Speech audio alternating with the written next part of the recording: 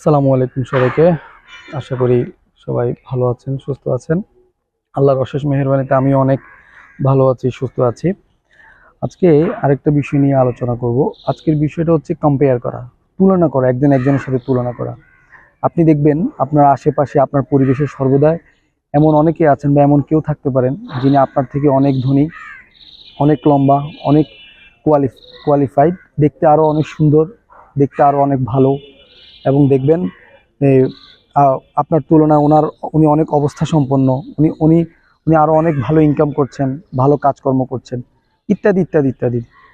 আপনি এই এই ধরনের আমরা এই ধরনের এই অনেকের অনেক কিছু আছে, এইসব কিছু দেখে আপনি আপনার নিজেকে অনেক কিছুতে আপনি কম্পেয়ার করছেন, অনেক কিছুতে নিজেকে তুলনা করছেন। আমরা নিজেদেরকে এই ধরনের তুলনার মধ্যে ফেলে এক ধরনের বিপজ্জনক ফাঁদ তৈরি করছে আমাদের জীবনে। এবং আমি মনে করি এই ধরনের বিপজ্জনক ফাঁদে নিজেকে কখনোই আমরা পড়তে দিতে পারি না, কারোই পড়া উচিত না। আপনার যতটুকু আছে আপনি ততটুকু নিয়েই পড়ে থাকুন। এবং আমি বলতে চাচ্ছি, আমরা আমরা নির্বিশেষে এটা সবসময় মনে করতে পারি যে আমার যতটুকু আছে, আল্লাহ সুবহানাহু ওয়া তাআলা আমাকে যতটুকু দিয়েছেন, আমি ততটুকু নিয়ে ভালো থাকাটা খুবই প্রয়োজন।